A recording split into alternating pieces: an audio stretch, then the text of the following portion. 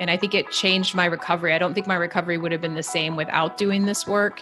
And just being able to like pull off some of those layers of baggage and those old patterns that get tied up in us from early childhood or from traumatic events, to really be able to work with those in a gentle way where the focus is on like being okay in our bodies, it's so powerful.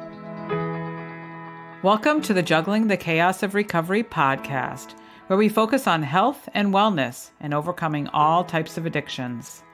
You're in the right place if you're a mom, dad, sibling, or caregiver who has a loved one who is or was struggling with an eating disorder or any other kind of addiction. In a time where everything seems heavy, I'm here to bring you a very real yet lighthearted take on what the heck we're all supposed to do with our lives while we care for our loved ones who are struggling. One thing holds true throughout it all. You can't juggle the chaos without smiling. At least a little bit.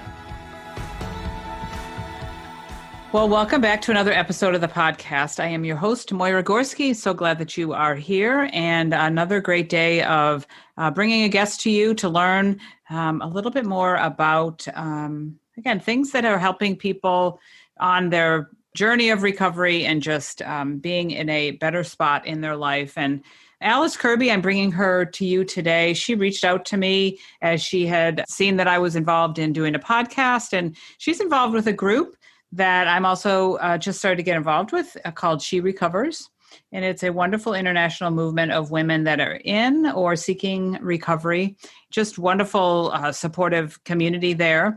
So without further ado, welcome, Alice, to my podcast today. And I'm excited to talk with you and share with our listeners about your story and about, again, as I say so many times, I don't love when people have struggles, but I love that when through their struggles of life and what they've learned, they go on to really have this passion for helping others that are in a place where they used to be. So welcome, Alice. Thanks for joining me here today.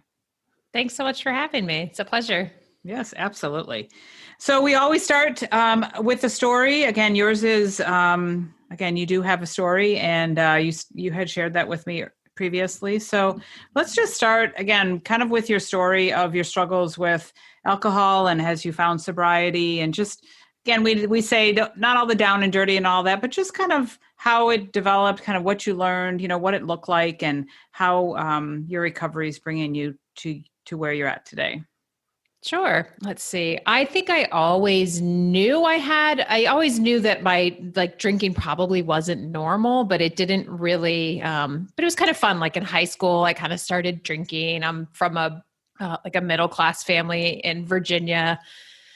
And so I had a really pretty basic traditional suburban, growing up and everything. I had older brothers and a sister, and my life was pretty good and pretty normal. I think like a lot of sensitive kids, I've experienced a lot of that like difficulty with connecting with other people that I hear from women in recovery quite frequently of like, I just felt different, or it was a little hard to make friends. And so some of that was my experience. I was really a shy kid. So in high school, I discovered alcohol. I had some friends that would drink, and it was great because it really opened up my ability to communicate, or that's what it felt like. So I felt like it really helped with the shyness. I could be more extroverted. I could be the life of the party, but it was really, I didn't ever really have an off switch with it. So even at a young age, I didn't know a lot about alcoholism. I thought everyone was partying and it was fine. But I ended up going to college after high school, and I dropped out after like 2 semesters because I just had gotten involved with drugs, and it was a mess. It was a horrible time. I was young. I didn't really know how to be, I didn't know how to find tools to help myself at that point. And I was really lucky in that little blip did not last very long. It was a difficult year. And then I, kind of stopped doing the drugs. My alcohol use waned off, and I was able to just get back on a track and work and everything. And I started traveling shortly after that and ended up out in California and was really working on spirituality. I lived at a spiritual retreat center in Ojai, and that was really a cool experience, and studied Native American healing and just different Buddhist healing philosophies. So it was really growing, it felt like, with all these different spiritual practices. And I wasn't drinking a lot at that time, but whenever alcohol was around, it was the same pattern where I would drink to excess, or I didn't really have a good off switch. And well, it wasn't hugely problematic because it just wasn't present. That like the way that I drank, I think was always problematic. So fast forward, let's see. Yeah, fast forward for a little while, and it was just always that undercurrent of like when I drank, it was I didn't have an off switch. I couldn't stop. And it progressively, my drinking did start to get worse and start to get more noticeable. I was in a really stressful relationship. I decided to go back to school when I was 30 and to get my doctorate. So I spent like 7 years in school on that track. And for the first part of that, I was in a relationship with a man who was just really, really verbally abusive and uh, just, I don't know, he had his own problems. But in turn, like how I dealt with the relationship was to drink more. And so I would just do a lot of excessive drinking. And somehow I thought that was okay because it was helping me to numb out the relationship. But then when I got into my doctorate program, I'm a doctor of physical therapy. I was under really large amounts of stress. I was significantly older than a lot of people in the program, and I didn't have good coping mechanisms for stress and anxiety. And so I would self-medicate with alcohol. And I feel like that's really when my drinking kind of blew up to the point where I couldn't pretend that it was normal. I had a small kind of a nervous breakdown one day in school and went into a professor's office, and it was just a mess. And it was like, I felt like I was trying to claw my way out of this dark hole of this really vicious cycle of not sleeping because I had horrible stress and insomnia, and then trying to self-medicate that with alcohol, and then being like ashamed and not sleeping again and showing up on my clinical rotations the next day, like hungover and smelling like alcohol and shaky and feeling terrible. So it was really a difficult way to go through like a hard academic program, and to try to show up and do work that I really cared about, but I just wasn't, I wasn't present in my body at all. So that was a really difficult time, but I still didn't stop drinking. I got through it. And eventually I met my partner, and we moved out here to San Diego. And I had just watched, like through my doctorate, through those last few years in school, I had really watched a lot of my close friendships deteriorate and just decline and deteriorate, where I no longer had friends that I'd had, really close friends, because, my drinking was at the core of those problems, where we'd go out and I would act out, and it would be bad, and I'd be like a horribly mean person. I wasn't a very nice drunk after a while.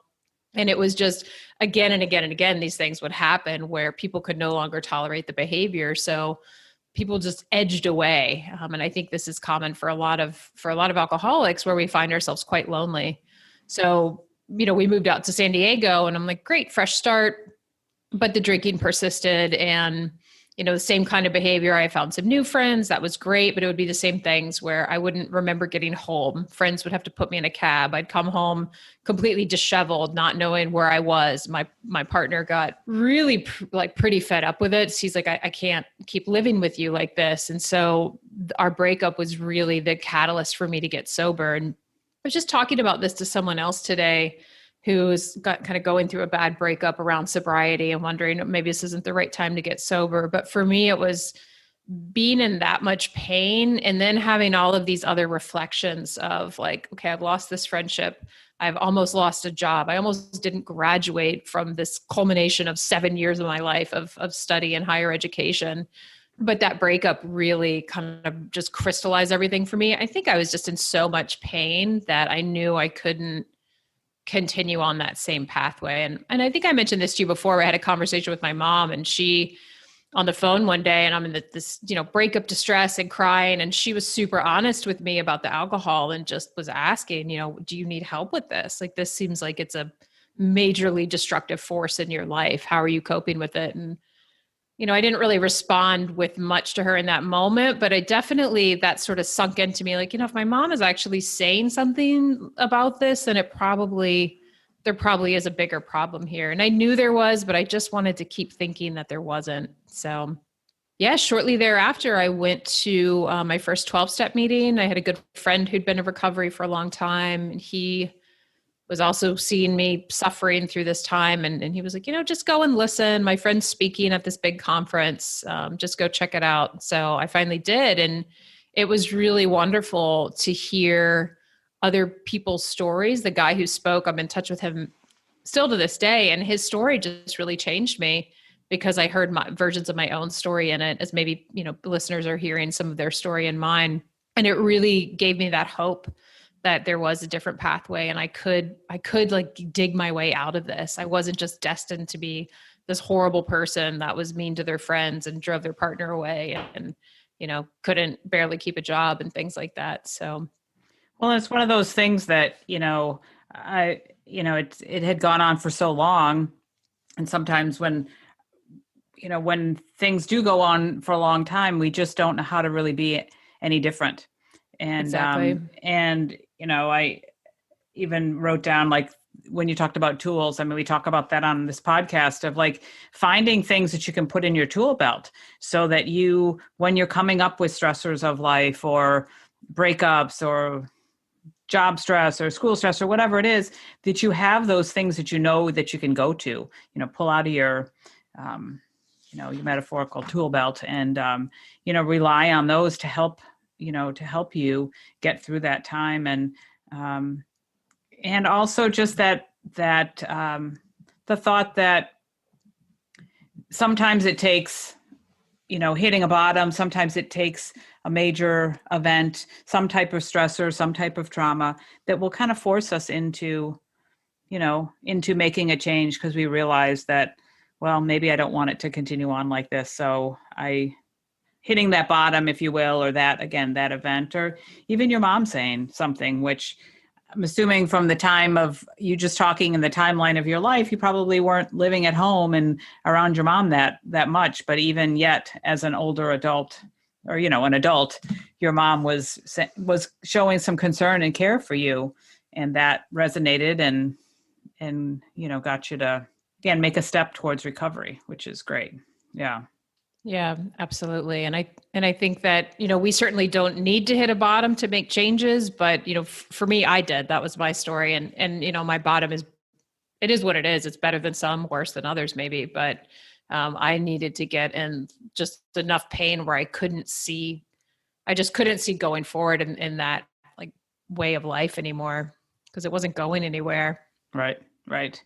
And yeah, again, I think sometimes when we, just like you talked about, we numb our things, we find things to numb ourselves out with, numb our life out with. And, again, to make a change is scary, and being brave to do that. And yet sometimes we just can't see what it's going to be like. But without our crutch or our numbing agent, if you will.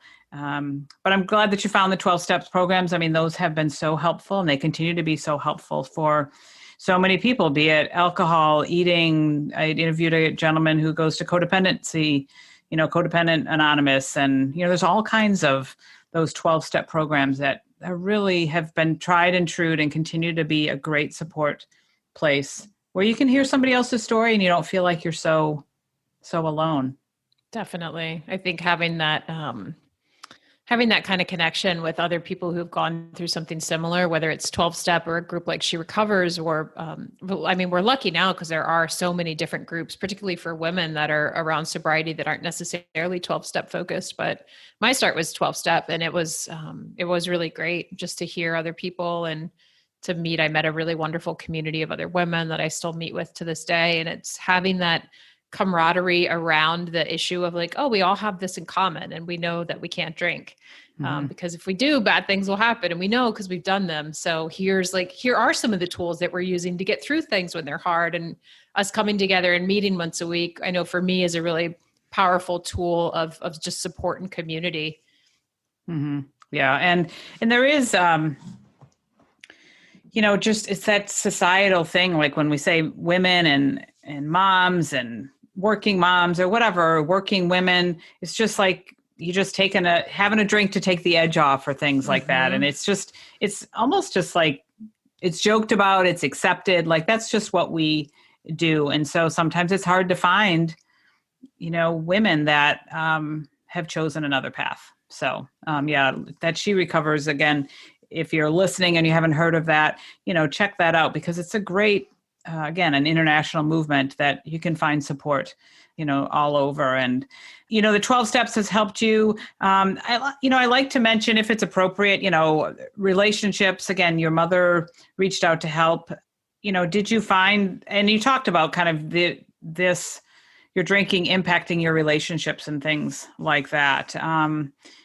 Do you want to speak any more about that, or just how, living in sobriety has helped you, form different authentic relationships? Sure.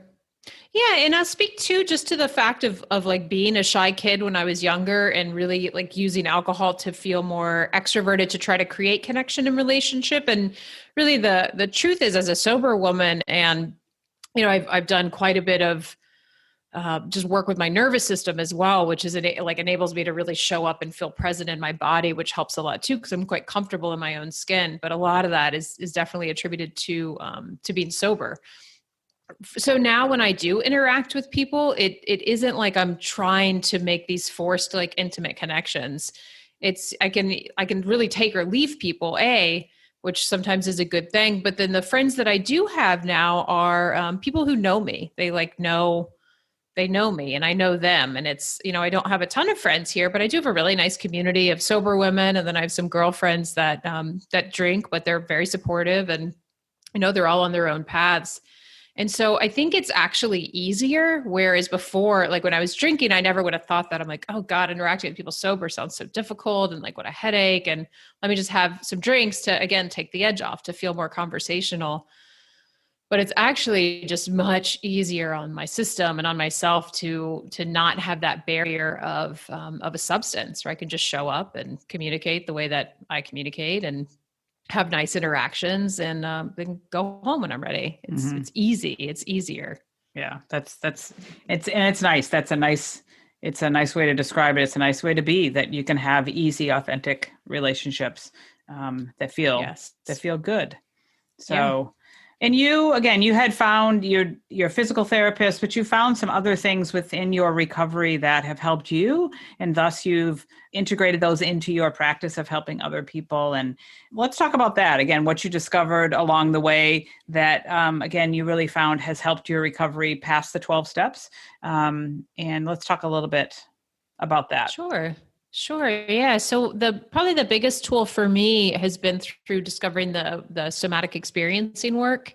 And this is, it's what's known as like a bottom up therapy or a body-based therapy. It was developed by Dr. Peter Levine and works with creating regulation within our nervous system and works with trauma and healing chronic stress. And so I was really lucky that when I think a few weeks before I got sober, I had been linked up with a therapist who she does this work, and I'd never heard of it, knew nothing about it. But early on in my sobriety, I was working with her regularly. And so we were doing this somatic experiencing work. And for me, what really happened that I think skyrocketed my recovery and actually made recovery a bit easier for me. I think one, I was really ready to like be sober now that I knew, okay, here's a tool, here's a pathway, I'm going to follow it. But working with her in being able to become present in my body again, through some of these somatic experiencing tools, and to be able to really, really feel good and linger in feeling good in my body and to feel present and here. It was such a gift. It is such a gift. But I think in early sobriety, like knowing I had access to this in my body, it made me like, it wasn't something I ever wanted to give up. So it really, like, I didn't want to go back and have a drink. I didn't want to numb out anymore because I now had, like, I knew how to feel good in my body. I knew how to like show up and be in my own skin and really be able to, understand and track my nervous system. And so I worked with her for about a year. I still see her, but I worked with her for about a year. And then she was like, why don't you go take this training and learn this work and use it? Because you really seem to relate to it and like it. And so I did. So it's a 3-year training through the Somatic Experiencing Trauma Institute. And so I have 2 more classes to go before I'm a full-fledged practitioner. But I integrate this work a lot with the coaching work that I do. I integrate it as well with my physical therapy patients, but I really moved to more of an online platform, especially with COVID and working I am a She Recovers coach. So I use the somatic experiencing trauma work along with some coaching tools and techniques to help other women in recovery. Because for me, it was just such a huge like gift. And it's not even the right word. It really changed me as a human. And I think it changed my recovery. I don't think my recovery would have been the same without doing this work. And just being able to like pull off some of those layers of baggage and those old patterns that get tied up in us from early childhood or from traumatic events, to really be able to work with those in a gentle way where the focus is on like being okay in our bodies. It's so powerful. So I feel so blessed. I've discovered the work and get to study it and use it with my clients. Yeah. Yeah. Someone that I just was interviewing too. I mean, we were talking about, again, more about intuition and also just, again, feeling your emotions. And even if if it's, well, she was talking about anger and kind of becoming friends with anger and being okay with that and not being afraid of that. And, moving through that and being aware and present and things like that. But it sounds like with this, it's much more like that you're happy with your body, or you're more, you're in a happier state as opposed to dealing with these heavy emotions and things like that. And again, I don't know enough about somatic experience to really speak to that. So maybe explain it a little bit more, like how it kind of does work, or a little bit more, or perhaps something that someone might experience kind of before, and then as they're working with a somatic experience, how that helps them show up differently. Sure. Yeah, definitely. And certainly like anger and working with, it's something I've started pulling into my courses actually more this year, is working with healthy aggression. Because I think that's really important for women. But so somatic experiencing works more with the subconscious and the physiology. So let me see, I always could go on and like really ramble. So I need a very good, concise explanation of this work. But it works with, if we do go through a traumatic event, I'll use an example. I think that helps me. Like, let's say if you're a kid and every day you walk by your neighbor's dog who's behind a fence and it's like a little poodle maybe. So there's nothing inherently scary about the dog, but it like barks every day and you're afraid of it. And so you may not even have a conscious memory of this as you grow up into an adult, but every time you see a poodle, you cross the street, you want to walk away from it. Maybe you don't notice, but your body will start to tighten and hold, your breath will start to shorten, and you will go out of your way to avoid something that reminds you of the trauma that you sustained as a kid. And so working with somatic experiencing will actually go in, and even if there is no conscious memory of the event, and this is one way it can work, because it doesn't have to work with single events. It can work with chronic stress patterns. But you go in and you work with what's happening in the physiology in the here and now. So say I was working with this person and they're like, oh, I saw this poodle the other day. I don't know why this keeps happening. And I would ask like, okay, well, what are you noticing is happening in your body now? And so maybe they'd say like, oh, my shoulders are raised and my breath is really tight. And so we would work with like what's showing up in their nervous system and in their body, because that's where these patterns can get stored. And then if we don't address them, they don't just go away. It's not that time will heal them. It's like they're trapped in there. And so we may find ourselves in habitual patterns and habitual, relationship patterns, never walking by another poodle again. And of course, it can be things that are more, profound than a poodle that we're trying to avoid.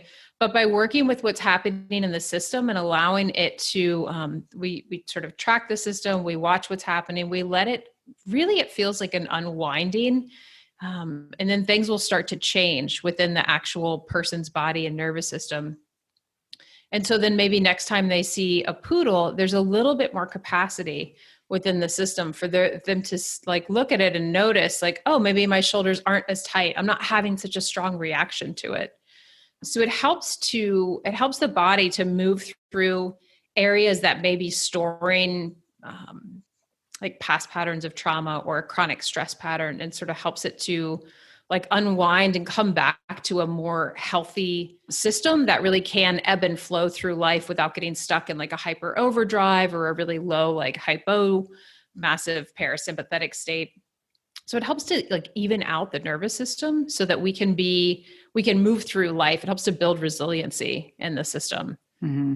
Yeah. Does that make sense? It does make sense. It makes sense to me. I hope it makes sense to the listeners too. And, I find that, again, was just talking about this today too with someone else, that I'm going through this mindfulness-based stress reduction course.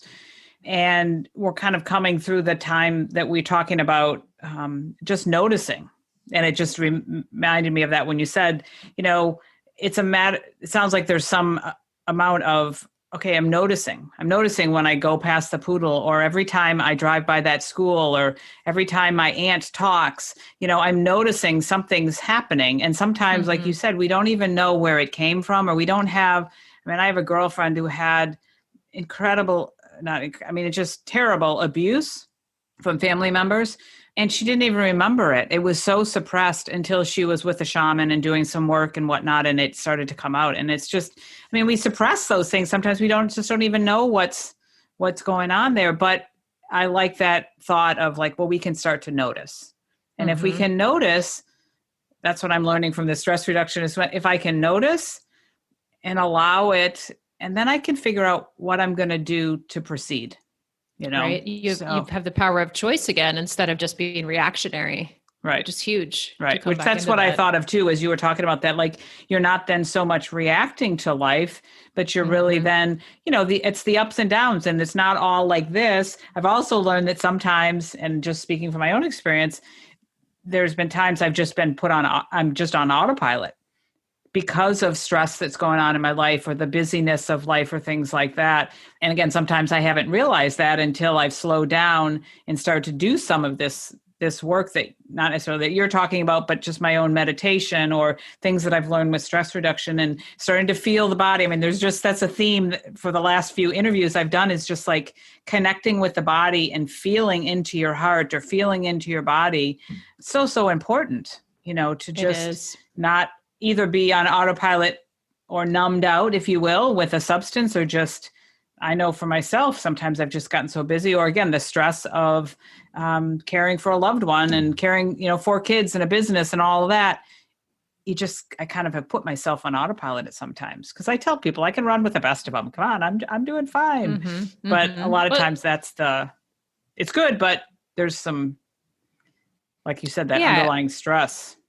I think we're learning too. I hope so. And maybe this is just because it's the field I'm in, because I'll often work with corporations and do like corporate presentations on stress reduction techniques, and introduce just a little bit of this work to people, because I feel like even my own experience with physical therapy school, where nobody came in to give us a talk. I think we had one talk about stress, but it wasn't very good. There were no actual tools that we could use. And I think we could have more of this, like in our corporate structures and in our like higher education programs. Like, I'm glad that it's more and more people are talking about it, because we need it as a society. We need it. Right. We do. And like, instead of having that badge of like a badge of honor, like, wow, look at, I've worked this many hours, or I have these many awards or whatever. And I know that, our mutual friend, Vanessa, who was interviewed also for this podcast, Vanessa Klugman, she talked about she need to just recover from life, because she was just on this like high achiever. I got to do this, do. And she just really needed to go into recovering from that overworking, life. And and I like what you said. More people need to be aware of this. We need to put this into schools and corporations and schools of the young and the old, to help to give ourselves the tools so that we can do better. When we know better, we do better. I also just, this last week, I had a podcast go out of a gal that I met who talked about stress, and she's a stress mastery coach. And as I got to know her story, her stress led to a heart attack. And so again, the stress is not good. It can really lead to terrible, health issues, mental health issues, physical health issues. And we've got to figure out ways to deal with that and deal with life. Yeah. And I think not just to manage it either, but to integrate new approaches to even how we look at stress. Because I think the business of stress management can even become another stressor of like, well, I have to do my journal, and then I have to like do this walk. And then it's like just more things that we're programming in. So it's like, well, instead of managing stress, how can we, again, for me, it's all about like, how can we be more present in our bodies and really like feel good in here and move through life from this place, which is different than managing stress. I don't feel like I manage stress as much as I, try to cultivate and recognize like when I do feel good, try to pull those moments out and expand them. Yeah. As opposed to always focusing on What can I fix? What can I change? What needs to happen next? Right. And we have to do those things too. Certainly, I don't advocate that we ignore stress or ignore, feelings that are unpleasant. But also, I think a big thing that's missing from this whole vernacular is our ability to also like plant the flowers, in the garden and plant the right vegetables. It's not just always about pulling the weeds. I like that. That's good. I like too. that. Yeah. I like that one too. Yeah. Someone said, had a post on Facebook this week about, because I live in the Midwest and, our trees have been beautiful this year with the leaves. And then we've had some rain and a lot of wind. And like, there's one tree in our backyard. And my husband and I were commenting that like, wow, it looks so like the leaves are so vibrant this year. I don't think it's ever been that bright. And then I got up, I don't know, last week and I looked out the window. I'm like, well, those leaves are all gone because again, it rained and there was all kinds of wind and it's gone. But someone made a post about that the leaves are gone, but like, I'll try to remember how she said it, but it was pretty profound because she talked about like the tree, it almost like it goes dormant, but like there's stuff that's still, I don't know. This is just my memory of what the long post said, but something like, the tree doesn't have to be sad. It dropped its leaves, but then the hope is, and the cool thing is that in the spring, it'll start to bud again and there'll be new life and it'll be new life based on what they learned in the past. I mean, it was pretty profound. I was like, that's kind of cool. And I can't remember exactly how she said it, but it is kind of like that, the planting the seeds, looking at the good, along with the bad and trying to focus a little bit more on the good stuff and the beauty instead of just picking all that, being aware of all of the bad, the bad stuff. Just also be aware of the good. Because I think we tend to skip over it. Like when we feel okay and normal, we're like going about our day, we don't like stop to take that in. And that's one of the biggest things I like to practice and that I teach is to like, when you have those moments of like, oh, it's a pleasant moment right now. What's happening in my body? Oh, is it like warm? Is it expansive? Neat. Yeah. And it just pulls us right back in. Right. And recognizing that. And if you need to journal, it's good to write a few of those things down. I was just talking again earlier today about, I have a blessings jar in my kitchen and just started that a couple of years ago. Somebody said, you should do a blessings jar. And again, when you have those nice moments, just grab a piece of paper and write it down and throw it in the blessings jar, And I thought, and then at the end of the year, or like New Year's Day, you open it up and you read them all. And I thought that it was my thing. Cause I don't know, again, anybody listening, sometimes the mom is like, come on, everybody do this. And, the mom's trying to get everybody to take their vitamins or, be grateful or be positive or forced family fun, those kind of things. And sometimes I could be accused of doing all that. So I figured that I was the only person putting the blessings in the jar. And it was really cool when we opened it and whenever it was, like New Year's Day, sometime around the holidays. And I was reading them. There was a few from my sons. I have two sons that live here at home. And I was like, oh, I didn't know you put some things in here. It's just kind of neat, And again, just noticing the good, seeing the good, and really, like you said, expanding on that and being present and being grateful for that, I think is so good. Yeah. Yeah. And really like allowing yourself to feel it, like take in the warm feelings that come with that. Yeah. Yeah. Yeah.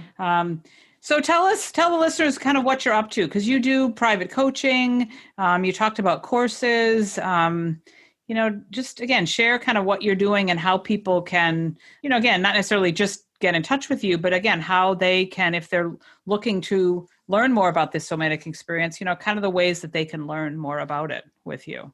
Sure. So I'm pretty active on Facebook. I have a Facebook group where I post weekly articles. I lead a meditation in there once a week. So if anyone just kind of wants to hop in the group and learn more, I talk a lot about somatic experiencing, and I try to pull from different sources as well. So it's not just me talking about it. I have a podcast as well, and I interview other somatic experiencing practitioners, as well as I have other people that are active in the recovery community. So people can always check that out. The podcast is called Beyond the Pink Cloud, and that's been really a fun project. My Facebook group, I'll give you the link. It's called the Self-Love Project, Changing Our Lives in 2020. So it'll have a new name. Right. But people can come find me on Facebook. My website is kirbymethodconsulting.com. And I do private coaching. I really prefer to work with people over a 3-month period of time doing weekly sessions, because I found that's when we really see significant changes in the system. So that's my preferred method. But I also do group courses with some group coaching, and really the group courses offer a lot of these foundational tools. And so I'm in the middle of one right now called Sober, Calm, and Wild, which is the first time I've run this particular course, and I really like it. So I'm going to do it again in 2021, because it works with ways we can, work with our nervous system, ways we can recognize triggers and begin to calm down.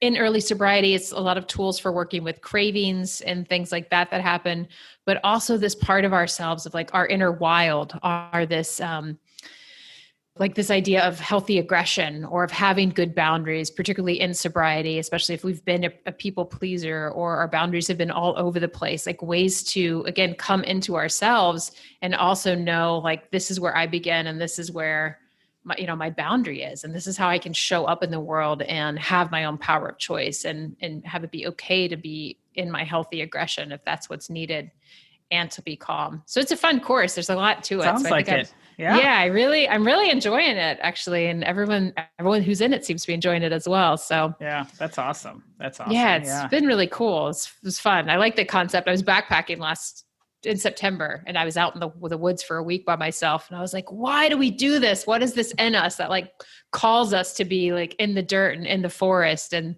this inner wild concept really sort of took hold then. So I've been exploring it.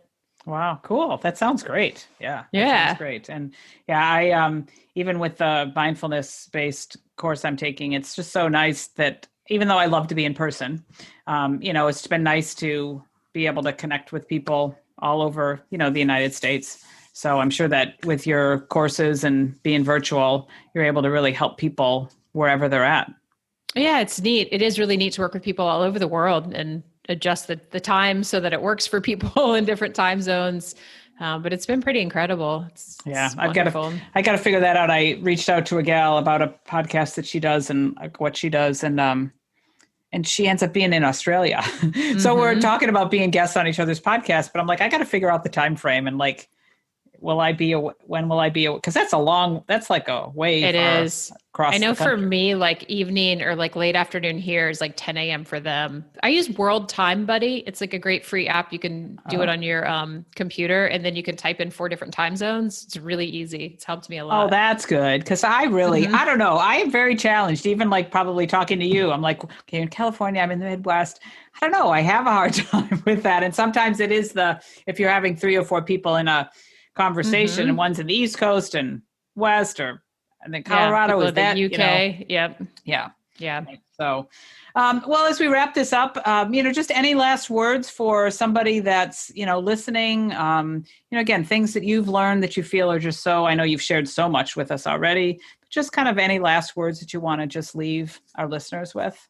Sure. I would just say, if you're new to recovery or if you're not sure about recovery and you think you want to try it, this support is crucial. So really try to set up as support systems where you can, whether that's through a 12-step program, whether that's through 3 Recovers, whether it's She Recovers, whether it's through a therapist, if it's through all of the above, get into some kind of meeting and get the phone numbers of some other sober people, some other sober women. If you're a woman, I really recommend just working with women.